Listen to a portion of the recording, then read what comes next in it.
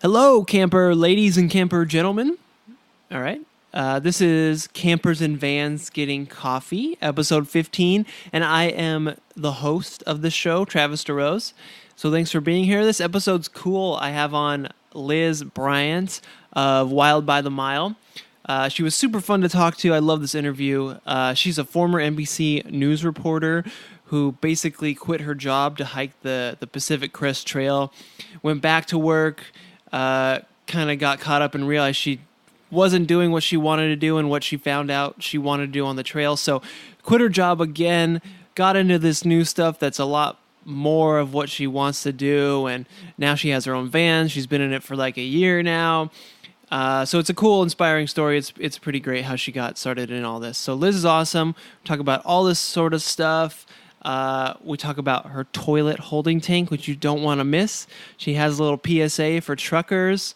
We talk about finding safe campsites if you're traveling alone and things to think about when you're doing that. And then we talk about a Tempur-pedic mattress topper even. So you don't want to miss any of this. Here is the episode, and here is Liz. All right. Hello, Liz. How you doing? Hi. I'm great. How are you? I'm doing good. Thank you for being on the show. Super appreciate it.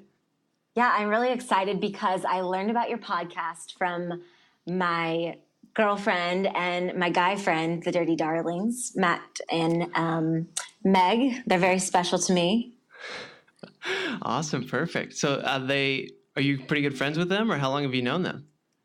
Yeah, I met them in Yosemite just randomly. We were both at a lookout or at an overlook looking at a waterfall.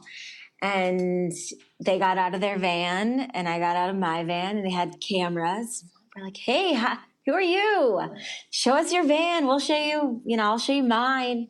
And ever since then, we've just been really friends. And that was a year ago now.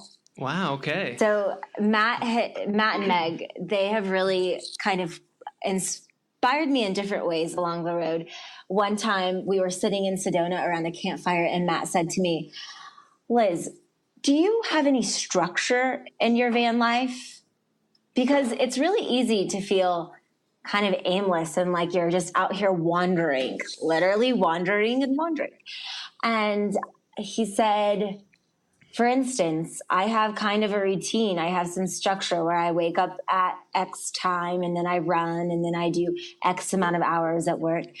And he said, you also should sign up for something, whether that's taking a foreign language class to relearn your Spanish or signing up for a marathon or whatever. So that kind of provides some structure in your life. So you feel a little more normal on the road when you're out here in the middle floating. You kind of sometimes when you're in a van, you're just like, I have too many options. I'm just floating around. And the point is Matt and I's conversation inspired me to create more structure so that I felt a little less aimless. Right. Totally. Yeah. I mean, I think people just struggle with that living in one spot, living at home, So on the van, I could see how that's just totally multiplied, right? It's totally multiplied because it sounds unfair to someone with a 9-to-5 job that only gets their weekends off because they hear, oh, you have so much freedom that you don't even know what to choose. But it's like the opposite side of the spectrum. So someone who has a lot of structure, they know what they're going to do and they know what the future holds and they know what their schedule looks like. And when you're in a van, you're kind of like, this is a little overwhelming because no one's telling me what to do or no one's telling me I have to show up for this. And so I have too many options. I mean, it's a good problem to have, I guess. But what did you implement to get more structure? Do you have a morning routine that you do now or something like that? So to get more structure, I try to go to bed at 8:30, which I have not been able to do as well the past month because I was in Canada and the sun sets at about 11, but sunlight doesn't cease until 12:30. And so you're sitting there in your van with all the curtains drawn and this light is just peeking through the fan overhead, right where your head is looking up. You're like, oh my gosh, I'm just trying to go to sleep. I'm just trying to go to sleep, but I have all this sunlight coming in. And so it was a little hard. And I'm a firm believer in you should get at least 8 hours, like 8 to 10 hours of sleep, beauty sleep. And so my schedule pushed back to go to bed. Therefore, my mornings pushed back to wake up. But with all of that said, my schedule, I try to keep it pretty structured, as in get up on a normal day, 7:30, start your day like 8:30. You know, I will get on Instagram first thing and look at if anyone has messaged me or if I need to reply to anyone's comments. And then I either will go for a run. Right now I'm training for my triathlon. So my run, bike, or swim.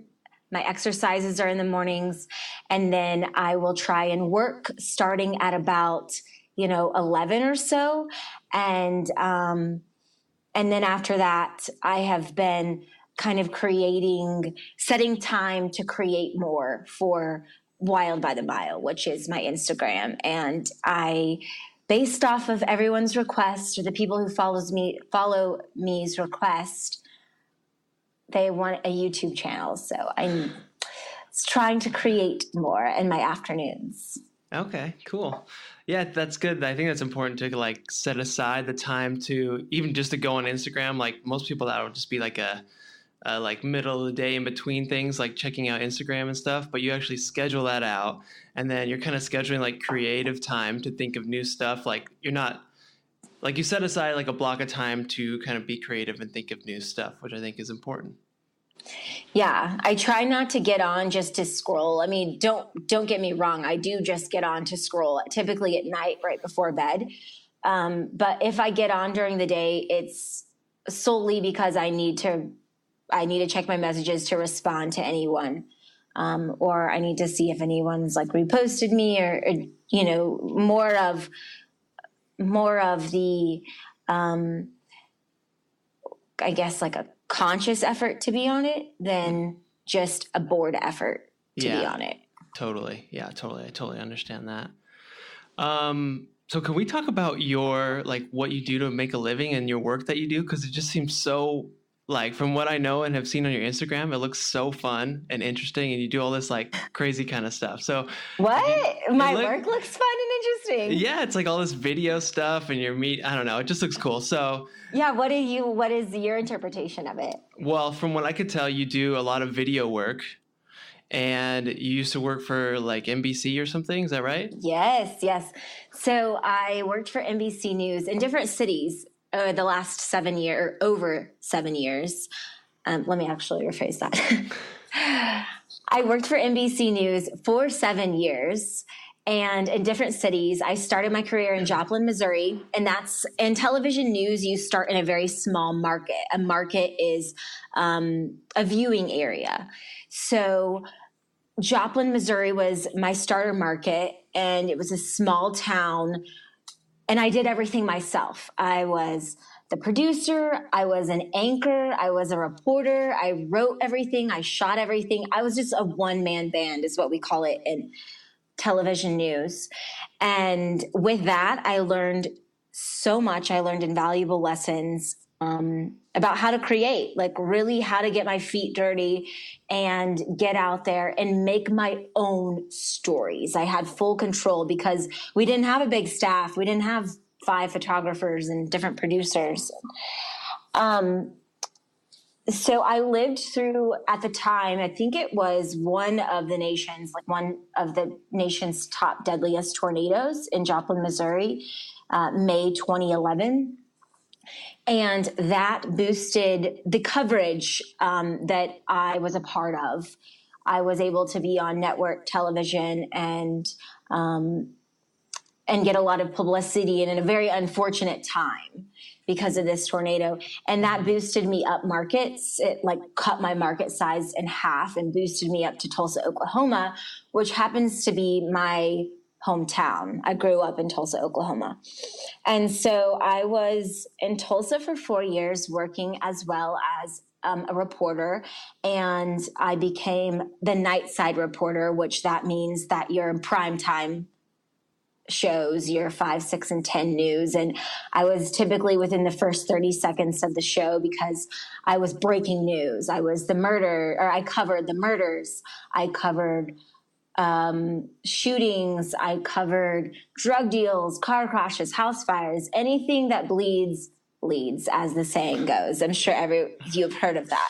Yeah. And then I had been there for a while. I had really learned about how to have exclusive stories. So I worked my contacts. I worked the stories that I was scheduled. It's what we call beats. I worked my beat. And I was able to say to them, listen, I want to go hike this trail from Mexico to Canada. And I would love to stay on and give you content for the website about my journey. I would love to create some kind of online stories for you so that I can still be a part of your station.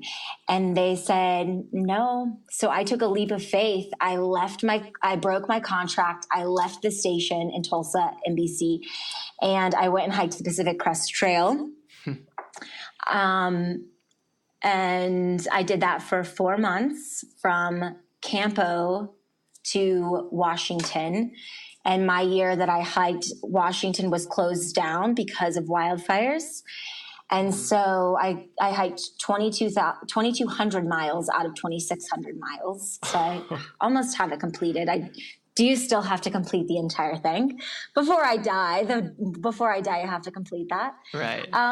And then after that, while on the trail, I just realized that life was all about balance, and that, I could go do this extreme hike in nature, and I loved it. And I learned a lot about myself. I learned a lot about what makes me tick and how I just want to become better.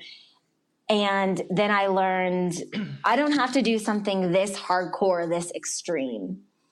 So I went back. So I moved. So I had been wanting to move to San Diego when I was in Tulsa. I had been emailing news stations there.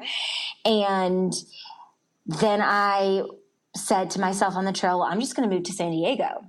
So I packed up my backpack that had been on my back for 4 months, and I flew to San Diego. I found an apartment, and within a week, I emailed all the news stations in town, and within 30 seconds, I had like 2 job offers. Wow. So it was crazy. I mean, within 30 seconds, I had received emails back for interviews. Right. And within that week, I had 2 job offers. Let me clarify. Right. So I remember going to work every day, driving on the highway. And I had been about 5 months in of working at NBC San Diego after the trail. And I just remember kind of picturing myself or believing myself as this bird, like an overhead view, a bird's eye view, watching myself drive on the interstate, drive on the 5 to work, and sitting there for 8 to 10 hours and driving back on the interstate north on the 5 and going home, and being at home, cooking dinner, going to bed, and doing it all over again the next day. Right. And I'm a really calm, chill person. I don't get upset. I don't get anxious. And I had my first just like, oh shit moment. I had a full meltdown. One night I had a full meltdown. Like, I can't do this anymore. I can't go to work anymore. I don't even know I don't know where it came from. I just had a full on meltdown. And that was the turning point that was the transition from, I can't do this. I can't be in a negative, I can't cover negative stories any longer and I'm going to live in a van. So that was the turning point of where I found van life on Instagram. I found Sprinter van life on Instagram. Christian Adams, I think his name is, on Instagram. And I started just looking nightly at the hashtag of different people's vans. And it was a very new concept at the time. Like, it had just kind of started to be I don't even want to call it a trend. I just want to say it was the birth of that concept, where there were only maybe, 3 or 4 accounts that you saw on Instagram. Mm-hmm. And then I was finishing up my last 2 weeks at NBC San Diego, and I was sent to a hospital to cover the injuries of the pilot that had to make an emergency landing on the freeway. He crashed into the back of the car, and there were injuries, and unfortunately there were deaths. And so I was at this hospital, standing outside, and like you're supposed to do in news, trying to talk to the families that are arriving there to find their loved ones. And I started speaking to the media representatives. So at each location, if it's a business, a media representative comes out to meet with the media and to, keep the scene structured and to not have complete chaos of just like news reporters running around. Right. To be kind of an information, they coordinate the information coming out. And I started talking to the media representative, and I said, I don't really want to do this anymore. It's too negative for me. I want to continue my journalism, and I want to continue telling stories, because at my core, I love speaking to people. I love learning about people's stories and interviewing them. And I love creating. I love putting it together in this package of 1:30, and you cry because you're touched by it. And little did I know, he said, I'm going to get you in touch with our director of marketing. Little did I know that this hospital was starting to completely rebrand themselves, and their brand was passion, people, purpose. And so I met with the marketing representative, and I told her how I want to create these stories that are about people's passions and what people's purpose is, and what people's purpose are. Let me start that again. I met with the marketing representative, and I was telling her, I want to create stories about people's passion and purpose and what brought them to this point in their life. Mm-hmm. And I got the gig, and 3 years later, I just started my next contract. Wow, sweet. With the same hospital? Yeah, with the same hospital. So what we do is we take a patient, and for instance, a video I just finished, this woman, she's like 45 years old, super young. She rides horses not only as her passion, but she competes in barrel racing. And one day she could literally not ride anymore because she started to become crippled. The pain that her hips felt from riding, of, going up and down on the horse, and just when she and her horse would go trail riding, and he would step into a hole, and he would go, kind of go down at an angle at a grade, that would just hurt her so much. It would be like a jabbing, stabbing pain. Mm. She had both of her hips replaced. Whoa. Both of her hips replaced. So we created a story, followed her at her barrel racing, at her practicing on the arena, just riding, to doing what she loves, riding horses. That's her passion. And then we went with her to the doctor, and we looked at her x-rays and before and after the surgeries. And those are the kind of stories that I create. So it's real life stories for this hospital, real people, their real passion, and how they're back to doing what they love, and how they're fulfilling their purpose again. Mm-hmm. Wow, that is crazy. It's such a cool story how it almost leads like chronologically, like step by step, like everything's seemed like it happened for a reason. And then totally, that's so cool. So what made you spoke to the marketing coordinator at this hospital? That was kind of like your first contact, right? Yeah. Okay. So how come you started talking to them? Was it just like you were just kind of venting about like that you didn't want to do these kind of stories anymore? Like what kind of, was that what it was? Yeah, it's pretty ballsy of me, eh? Like I was out on this story, sitting there waiting to see if any, if we could get any information on the people who were injured, unfortunately. And I'm sitting there talking to the marketing representative, and I'm just like, I don't like to do this anymore. Like, I don't like to go up to people and ask them, how is your loved one doing that was just hit by a plane while they were driving down the freeway? Mm-hmm. And how do you feel about that? I mean, these questions, who, what, why, how, when, and where, that you have to ask these people, or you have to ask them because it's your job. Right. And I started not wanting to ask those questions. I started not wanting to go up to these people because I felt that it was as though I didn't have a heart. I didn't have a soul. And so I just started a conversation with his marketing representative about that. And he was able to relate because he had been in the news business at another station in San Diego for 20 to 30 years. And so he said, Liz, that's exactly why I got out of it too. And our stories, me just sitting there bitching, connected our stories. And then I showed him, because I was preparing for this transition, I had put some stories together of cool people that I knew. And I think it was like 2 stories. And I showed him those. And that was that. That is so cool. It's so crazy how stuff like that happens. And it seems like it's almost like meant to be, Yes, but you'll never know if you don't take that leap. So I could have been scared and said, I've done this for 7 years of my life. This is all I know. And it is what I love. I just didn't love the way I was carrying it out. Mm-hmm. I didn't love that I was having to go talk to people who lost a family member. And I could have said, well, it's steady. I do like it. And I'm just going to keep doing it. But instead, I knew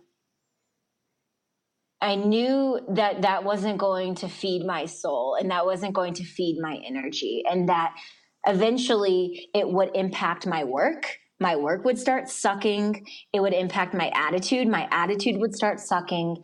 And I could just see this downward spiral I could foreshadow this downward spiral of how it was going. I mean, I already started to become unhappy, and I had my first meltdown. So right. That's a sign right there. Yes, the first one happened. Yeah. So, okay. And then I'm curious, so you were back working your first job, and then you decided to do the hike on the Pacific Crest Trail. What is it called again? Yeah, sorry. I probably gave you a lot of information in that very long-winded story of mine. No, it was a great overview, but I'm just curious what was the driving, what made you interested in that, or what made you want to quit and go do that for 4 months, So I'm talking to you. I'm kind of starting to connect the dots in my life, because it seems like some guy that comes into my life always plants this seed into my ear, and then I'm the one that carries it out. That's kind of been a theme I've realized just now. Just literally breaking news on the spot. I realized that some guy will come into my life and plant this seed in my ear. It's not that they have done it, or it's not that they carry it out. It's that I hear it and I'm like, well, that's cool as shit. And then I'm the one who carries it out. So here we go. Okay, buckle up. I was talking to this guy in Tulsa. Okay, so let me start again. I was talking to this guy in Tulsa, and we drove over to Northwest Arkansas, the Ozarks, and we hiked for the weekend. And while we were hiking, side note really quick, this hike, do you know what chiggers are? It's a type of bug. I know people are the same thing. They're like, did you just make that up? Chiggers? They're horrible. They're the worst. Everyone Google it right now. They're literally the worst kind of bug, insect. I'm not sure exactly what you classify them. They're the devil. They are little bugs or flies or insects that embed themselves under your skin. Oh. So you're literally walking, and it's always on your not always. The majority of the time it is on where your socks and your leg meet, or if you have low socks and low shoes, like on your ankle. Uh-huh. So I was walking, and it happens more in the Midwest and the South where these chiggers are. So I'm walking in the woods, and I mean, hundreds of chiggers embedded themselves under my skin. Oh. Like, that's what they do. And it's the worst pain. It's the worst itching you'll ever experience. Wow. Okay, so back to the story. So we were walking in the Ozarks, and he said to me, have you ever heard of the Appalachian Trail?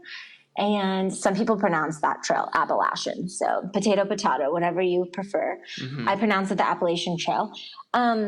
He said, have you ever heard of the Appalachian Trail? And I was like, no, what is it? He said, it's where you hike for a really long time and you live out in nature, and every few days you resupply with food, and it's just it's like a big hiking community. And my first reaction was, oh, I could never do that. Like, how do you get time off work? How do you have money to do that? Mm-hmm. It was just like, how do you do this? And how do you do that? And I could never. And that was where the seed was planted. And from there on out, I changed I could never to, I am going to do this. Mm-hmm. And around the same time, so that was in the summer. Then that fall, Wild, the movie came out, and Wild, the book became popular. Right. And so I read those and I watched that, and I said, okay, well, I'm going to hike the Pacific Crest Trail.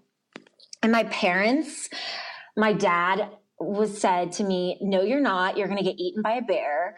My mom said to me, no, you're not. You can go hike around the Arkansas River on the weekends to fulfill your dream, like to fulfill your destiny, to fulfill your idea.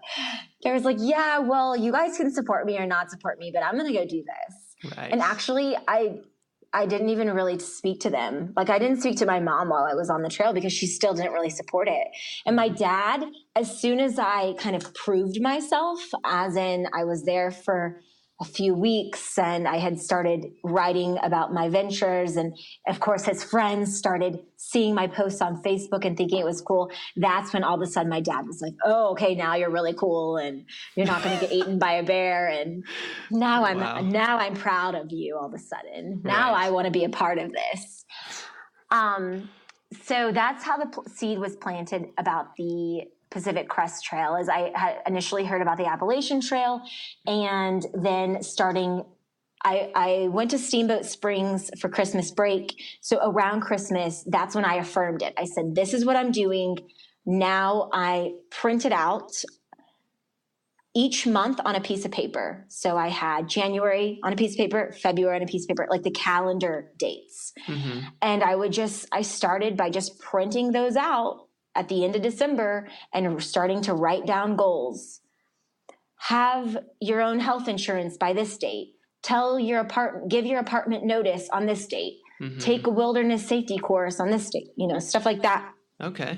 And over the few months, I just kind of prepared myself mentally and logistically.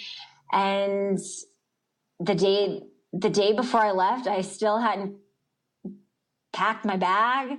I think that morning I went and bought food. I didn't even have the tags off of my clothes or my tent until I had to set it up that night, the first night on the trail. Oh my gosh. Yeah, I'm the perfect newbie at everything, but this is the difference. I own that I'm a newbie at stuff that I will try, but I completely own it. And I ask questions and I want people's input, and I believe in myself. That's the biggest thing. Like, yeah, I might be new at this. I might be what some people in Cali call a kook, but I am fearless, and I want, like, every cell in my body wants this. So I'm going to carry it out, and I'm going to show them that I can. Right. Totally. Do you just feel like comfortable kind of being new and like inexperienced and comfortable with like the whole learning process? Yeah, I feel comfortable having the fire under my feet and I feel comfortable. I really like seeing my progression, like seeing how I always say the first week is the hardest. You sit there, or while you're running, like while I was running for this triathlon on my first week, like, what the hell are you doing? What are you doing? This is hard. This sucks. Yep. And as you just go, like, you get better and you learn more, and you're more knowledgeable about your gear, and you're more knowledgeable about how to be more efficient with your swimming or your hiking, or getting your 40-pound pack, because that's the weight of my pack when I left Tulsa, to, I think it was like 50. Like, I don't hike with more than 15 pounds now. Oh, okay. So, but I would have never learned that if I just would have gone on weekend hikes around the Arkansas River like my mom wanted me to. Right. I dove in head first, and I didn't let anything stop me, despite even my own parents, even the people who brought me into this world, not supporting me. That's awesome. That's cool. That's great to hear. I feel like I can kind of relate to that. Like, I feel similar. Luckily, I feel like I have a lot of support and stuff with the people around me in my life. So I maybe don't have to experience that, but I do kind of do a lot of stuff too, and enjoy the like learning and progressing part, and getting better at something that I have no idea about and no previous experience on. I think what I've learned is you just have to have tunnel vision. I have to put my blinders on and say, you can believe that, you cannot support me, whatever. But I have to, at the end of the day, I came into this world alone, and I leave this world alone. And so I have to really believe in myself, and I can't let anyone else in my peripheral vision tell me otherwise, because all it is it's they're projecting on me. They have never done this. They are holding their own selves back. Yes. In whatever capacity. Mm-hmm.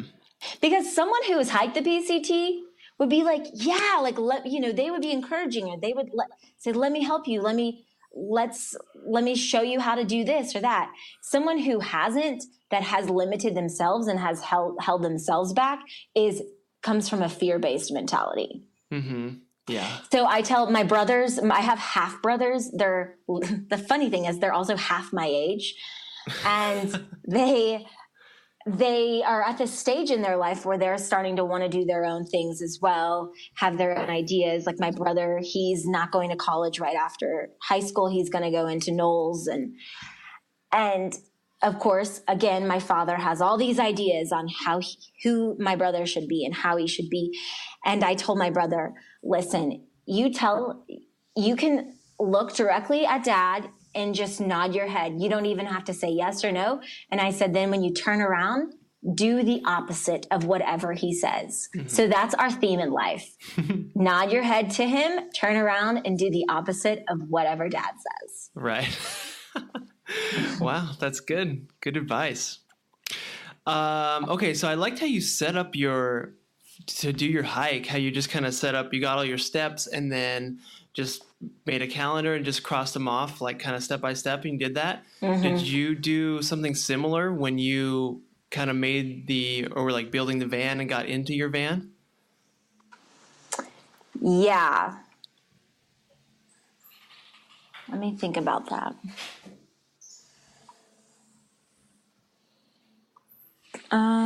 How did I carry that out? So I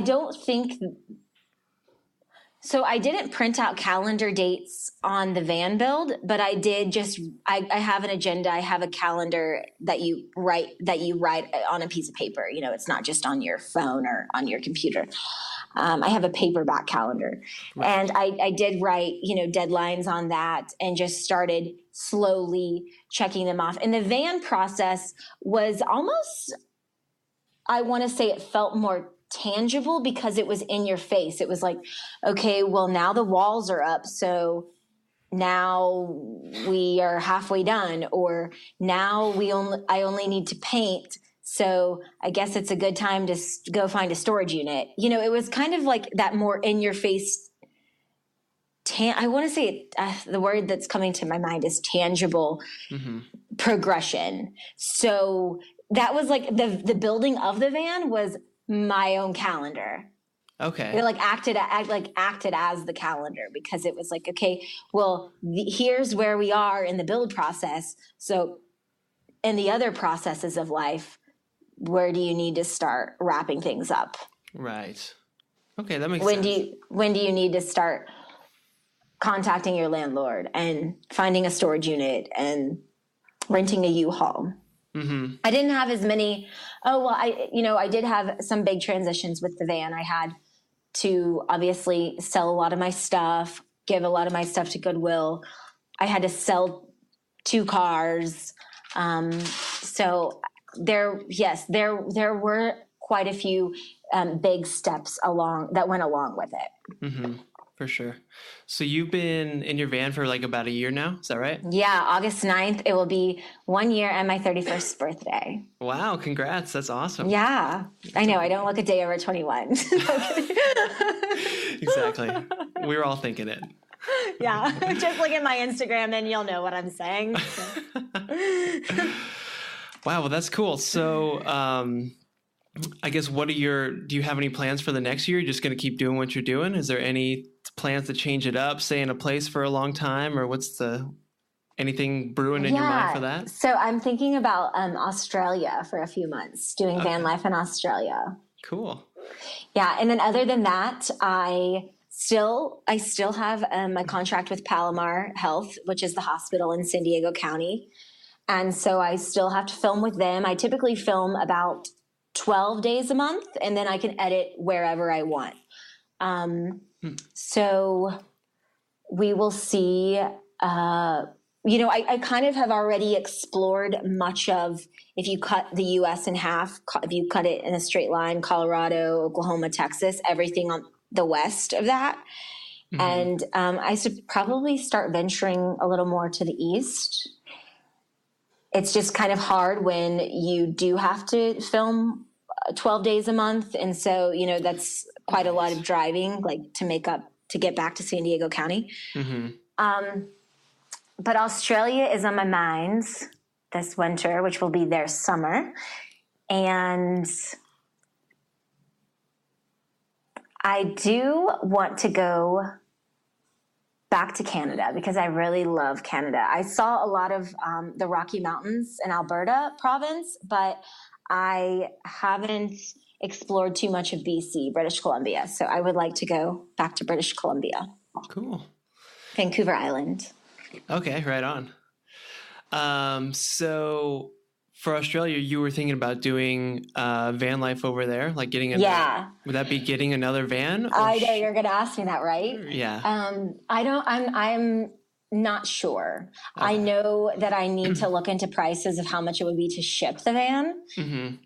It would probably be, I was going to say it would probably be more feasible to just get something cheap over there and, be in it for a while and then sell it when I'm done. I've heard of other van life couples that are in the States that have gone over and done that same thing. So mm-hmm. I would probably lean towards getting something relatively inexpensive and being there for a few months and then just selling it when I'm done. Right. Yeah, that makes sense. Or you could do like a van swap, like a house swap. Oh, that's a good idea. See if you can find someone over there. I didn't think about that. That'd be cool. Yeah. Man, you'd have to really weave through a lot of people though. Yeah, that'd be tough. As far as finding a suitable person. Right. So I don't know. Anyone listening, if you're in Australia. Good day, mate. I'd like to change vans with you. Come to the States and I'll come explore the prawns in Aussie land. I know my Australian accent is horrible. That's good. It convinced me. But if we have anyone listening from Australia, I would like to learn how to surf a little better with some Aussies. Right. There you go. Cool. So how long did the whole build process for your van take? I bought the van March, I want to say it was like March 16th or 17th, somewhere around that date. and let's just say middle of March. I bought it around there then, and started the build actually right away. Like literally the next day, Wow. I went to my friend EJ Johnson. He owns Johnson Custom Vans in San Diego, and I bought a fantastic fan from him. And gosh, did I buy anything else that day? I swear I bought something else that day from him.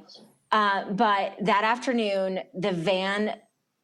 the hole in the roof was cut and the fantastic fan was in. I mean, it just started right away, like dive deep, because I had been researching it for a year and a half before. So I was ready. I was more than ready. Yeah. You knew what you wanted. Yeah. And the process was completed August 9th. So middle of March to August, 1st of August. Okay. That's pretty good. That's pretty quick. And then you have a Sprinter van, right? I have a 2016 Mercedes Sprinter 144 high roof. It's black. It is 2-wheel drive. It has the BF Goodrich tires on it, all-terrain tires. So a lot of people look at it and they're like, oh my gosh, I have a 4-wheel drive van. It's 2-wheel drive, and I bought it new from Mercedes of San Francisco. Okay. So why was there any reason for picking that van? Did it over a Ford Transit van or anything like that, or did it just seem to be the right fit? Well, the Mercedes has been around the Mercedes Sprinter has been around for a long time, whether it was a Freightliner vehicle or it was classified under the Dodge family. It's been a long tried, trusted van. Mm-hmm. And so the Ford Transit, it had recently come out when I was buying my van, and it just like Ford and Dodge, it hasn't been around. And this is all in my opinion. It hasn't been around long enough for us to really see the retail on it. So the Mercedes Sprinter, gosh, if you're looking for a used one, this pain. It holds the value so much that they're still so expensive, even if they have 100 to 200,000 miles on them. So the Mercedes Sprinter has great resale. It is been around a long time, that engine, and it's a diesel. So it got great gas mileage, and I wanted a 4-cylinder so that I would get great gas mileage, which I get 30 miles to the gallon. Oh, wow. Yeah. That's and, really cool. And then I looked at Ford and I looked at Dodge, but I don't know. It was just kind of one of those personal decisions. I just didn't want that. Mm-hmm. And, if I chose to do a trip to South America or to Mexico and to, be there for a while, I would build another van. I think I would build another van and have it be a gas. So have it be a Ford or a Dodge, because diesel is a little harder to find in Mexico. Oh, okay. I didn't realize that. Yeah. Oh, okay. That makes sense. And then, so I was looking at your Instagram, you have a whole little save story about the toilet. Oh yeah. Yeah. So I'm curious, if you could just walk us through how that works, I guess, it's the grossest part of van life. Is it? Yeah. It's literally the grossest part. I'm not even going to sit here and say it's the worst part. There's no worst part to me. It's just the grossest part. That's how I would categorize it. Mm-hmm. Once a week, I have to find an RV dump tank for my toilet, because after a week, it's disgusting. I don't even know if I want to give all the details, but you go to the bathroom and you open, you flush in air quotations, the toilet. And well, when you flush it, that obviously opens a circle for the air to get out from the holding tank. And then that should be does that make sense? I see. Yeah, it's just really gross, because it's anything that exports from your body that sitting there in this holding tank, and then you flush the toilet and it lets out the smell of everything sitting there. Mm-hmm. So that's really gross. And I have learned that once a week I have to go to the RV dump station so that I can dump the toilet and clean it out. And I don't know, I'm pretty much like a master at it after a year. Okay, right on. It's the Thetford Curve. It's an okay toilet. Like, I probably wouldn't buy it again just because this toilet, you can push a button for it to disperse water when you're flushing. So it kind of is simulating a real life flush with water coming down. And but that mechanism, the pump for the water to pump out into the toilet the first time it decided to flood the van. So it like just kept being like, and just like spitting out on its own while I was driving in the middle of Colorado. Oh, and yeah. it like overflowed. And then, the second time I was just sleeping and there was no water in it, fortunately. But again, the sound, it's like, I hate that sound. That's the flush. Yeah. And so I just took it out. So that's what I have from trial and error have found from personal experience about my Thetford curve.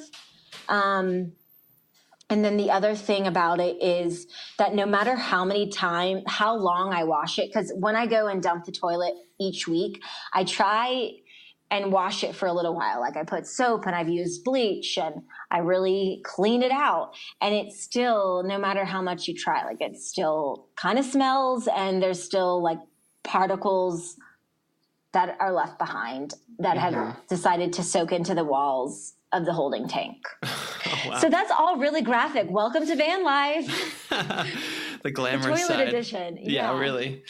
Okay, so I mean, what would you look for in, like, if you were to buy a new toilet, what kind would you look for? Well, I honestly haven't researched different toilets enough to give you any advice, but one of my girlfriends who is a solo female traveler in a van as well, she has, I think it's called the Veo Toilet. So it's essentially looks like doggy bags that are aluminum foil. And each time you, again, air quotes, flush, it wraps the aluminum bags, like the aluminum foil looking bags, around anything in the toilet, so that all you do when you empty it each week is just like literally throw the bags in a trash, in like a dumpster. Whoa. Does that make sense? Sorry, should I give more details? That makes sense. Like literally, like, it's a toilet, but underneath in the toilet bowl, there are bags. There are bags that look like aluminum foil. And when you, quote, flush, it wraps around anything in the toilet. The bags wrap around that, and then there's a new bag. Okay. So I think it's more expensive, and if you're really environmentally friendly, then you probably don't love the sound of accumulating a bunch of trash. Right. But you do have to buy the different trash. You do have to buy the different bags. So in that sense, it's a more expensive option. But it's probably a less gross option and a less smelly option. Yeah. Wow. I've never even heard of that. That's cool. It's like a fancy pooper scooper for a dog, but for a human. Yeah. It's like your own personal doggy bag assistant for a human. Assistant. Yeah. That's great. Wow. That's cool. Yeah. I've never heard of that. That's interesting. Okay. So you have 12 days a month that you kind of need to be back in San Diego for filming and shooting and stuff, right?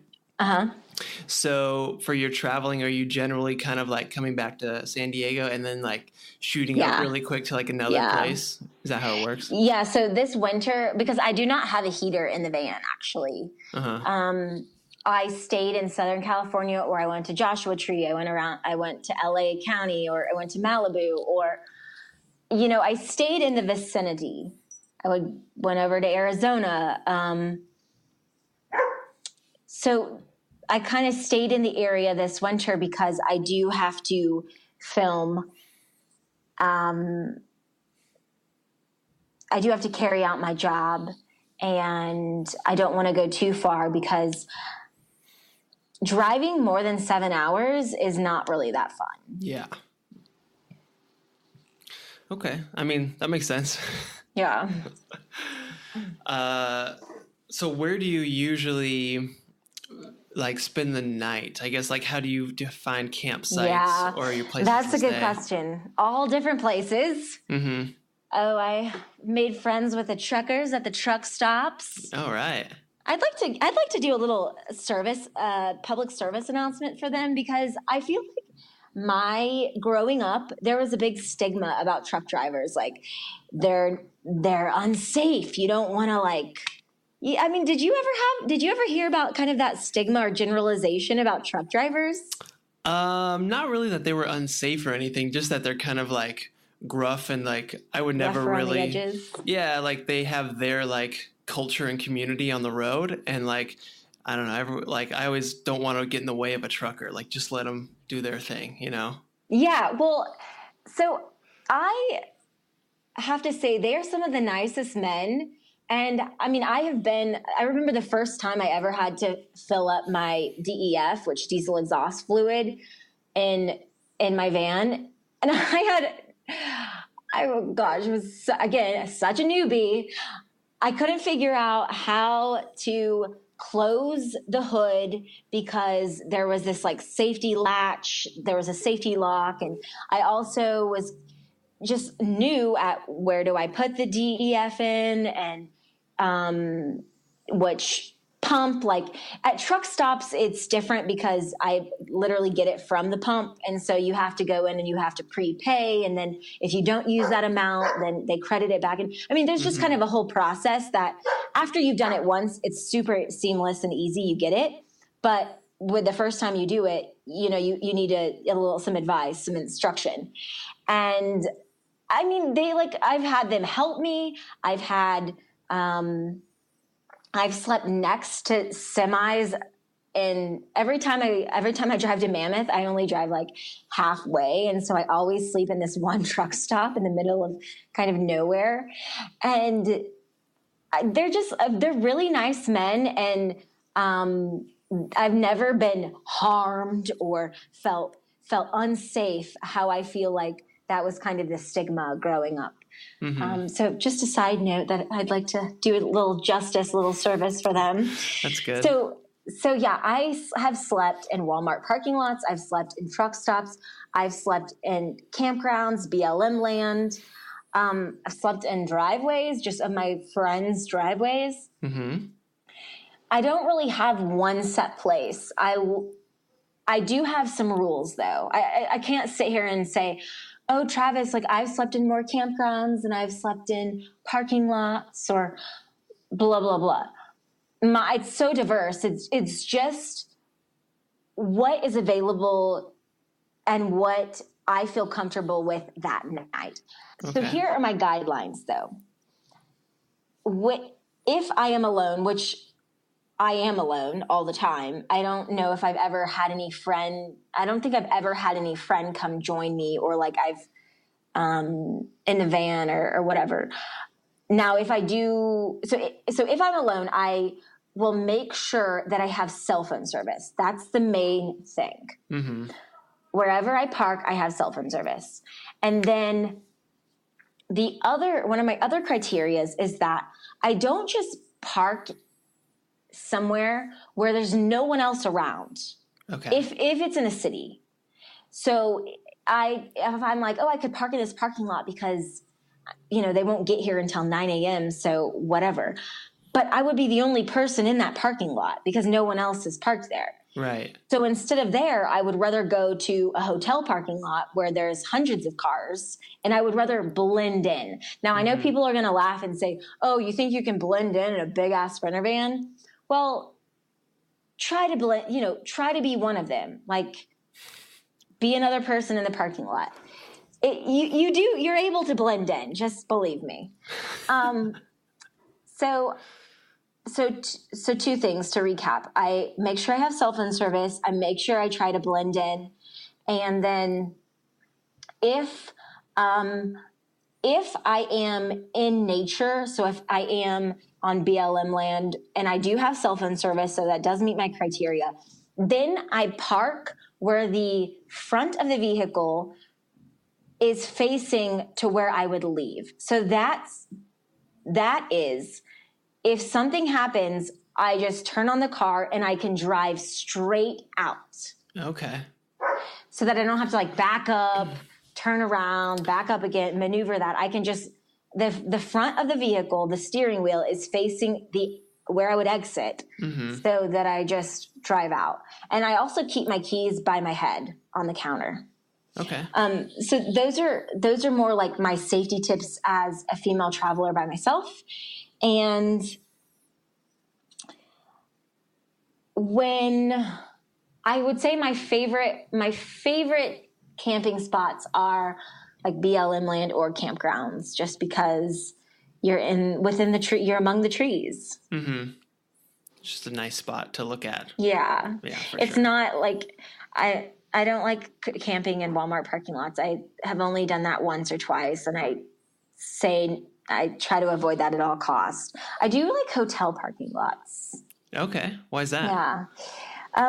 No one bothers you. You feel safe because, people are coming in and out of their hotel rooms to get in their cars to go explore the town that they're visiting, they're vacationing in. And you don't really feel like you're ever going to be bothered because someone working the desk, they don't think, oh, I should go check every car in the parking lot and make sure that that's a guest car. Right. That's a good point.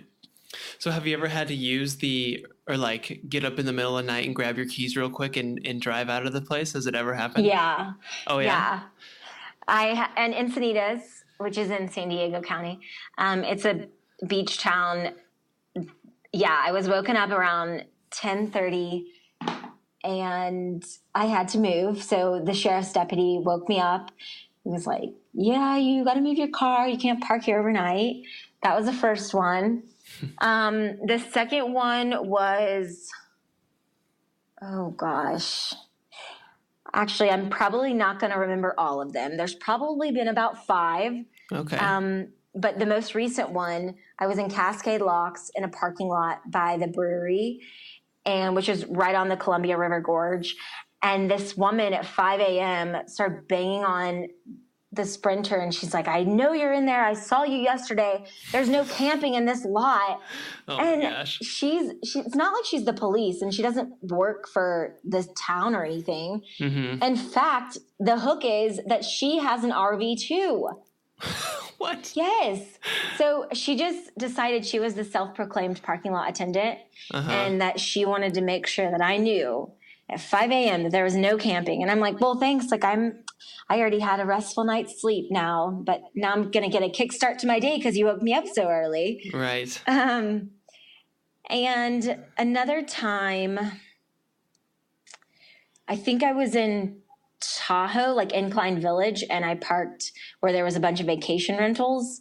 And again, it was like 7 a.m. Someone knocked, but they didn't say anything. They just knocked a few times to wake me up, and then they walked away. So whenever that happens, I don't ever argue with people, or I don't ever say anything or do anything. I just get in the front seat and I leave.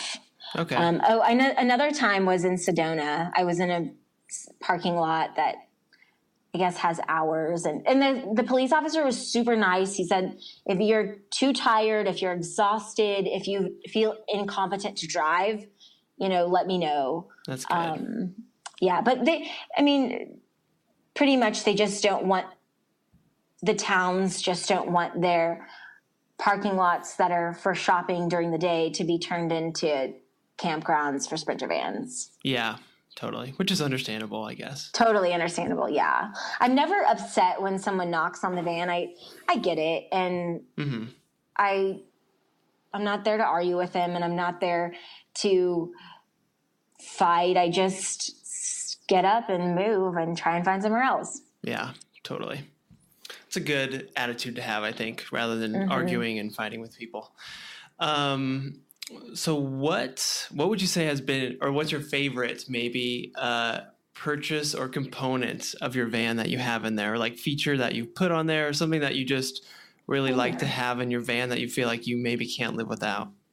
Oh, my Tempur-pedic mattress topper. Okay. Sound like such a queen with that one, but when I created, well, I personally didn't. I had my cushions made, but when I told the seamstress to make them 3 inches, well, the first month or two I slept on the cushions because my bench turns into my bed, and so the cushions were too hard, and there was just no way around it because I had just spent all this money on having the cushions made. And so I wasn't going to go rehab them sewn or had them remade. Right. And I also wasn't going to be able to, if I ever did have them remade, like make them all of a sudden 5 inches and a hard foam base and then a memory foam top. Like because then my bench, when it was in bench mode, it would be sitting too high. The cushions would make the bench too high.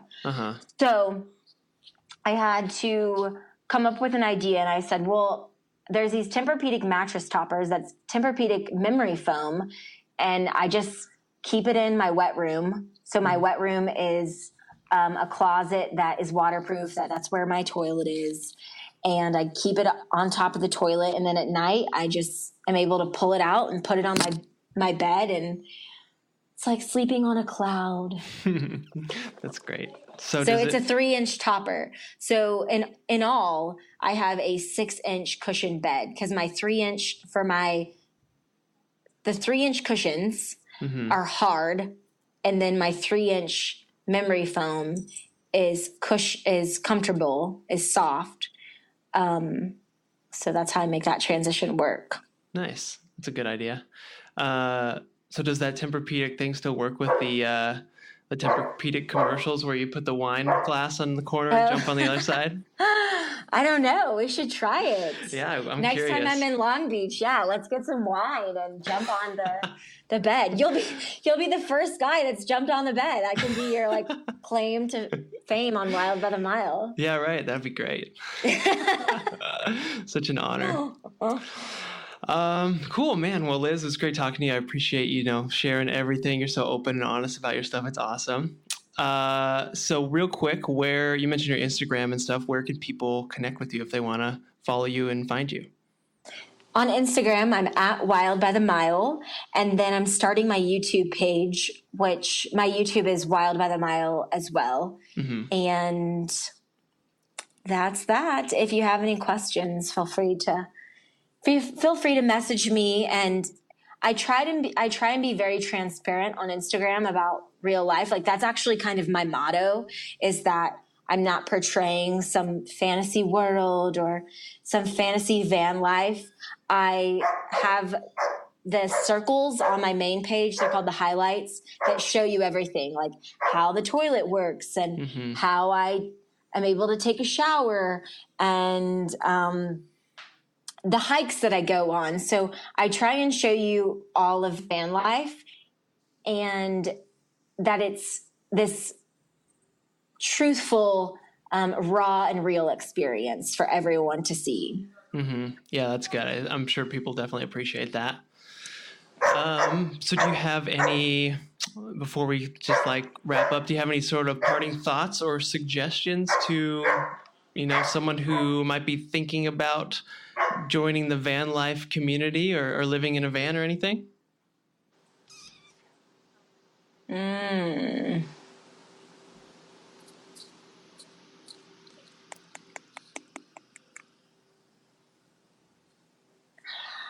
Sometimes we can get so wrapped up in all the what ifs and all the research. What am I going to do for health insurance? What am I going to do? What van should I buy? What am I going to do for work? And there's all these what ifs that we can ask ourselves all day long, do I need to go shut that door? No, it's okay. It's not that bad.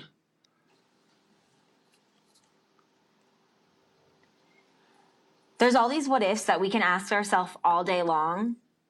But at the end of the day, sometimes you just have to pull the plug. Mm-hmm. And there's no amount of research that's going to tell you how fulfilling your life is if you stop researching and you start doing whatever that is. If that's van life, if that's a podcast, if that's starting your own makeup line, it doesn't matter what it is. It's the fact that Googling a question isn't going to tell you how your life will turn out. Ooh, I like it. That's good. Perfect. Man, well, thank you so much, Liz. Again, good luck or congrats on your 1 year anniversary in the van, and happy birthday coming up soon. So cool and exciting. Thank you. Yeah, of course. And thanks again for being on the show and sharing everything. Appreciate it. Yeah, of course. All right. Have a good rest of the day. Enjoy it. Okay. Bye. How do construction workers party? They raise the roof. And you should always trust a glue salesman. They tend to stick to their word. Oh my. Those are some examples of puns. Do you guys like puns? They're okay. Puns are all right. Some people call them dad jokes and different stuff. But I want to do something fun, hopefully, maybe punny, if you could say that, and do sort of a little contest where you guys get to write your best puns. So here's how it works. Just head over to iTunes or Stitcher and leave a review for the podcast, but not a normal review. Make it punny. Put a pun in there and make it good and funny for us to read. And then what I'll do is next week or the week after the episode, I will read some of the best pun reviews that we got. So hopefully that'll be fun, and it'll be kind of a way for us to get some more reviews for the podcast because it does really help us out. So if you want to do that, just go over to iTunes or Stitcher, leave a review, make it punny. I'll read it on the next episode. So thank you guys again for being here and listening to the show. I hope you guys do that. Hopefully it'll be fun and not super weird or something. But yes, again, you can follow us on Instagram at Campers and Vans Getting Coffee. We're on Twitter. We're on Facebook. We're on YouTube. Our website is campersandvansgettingcoffee.com. So go check out all that stuff. So just thanks again, guys, for listening and being here to the end of the episode. Super appreciate you guys. And that's it. Have a good one. Thanks, guys.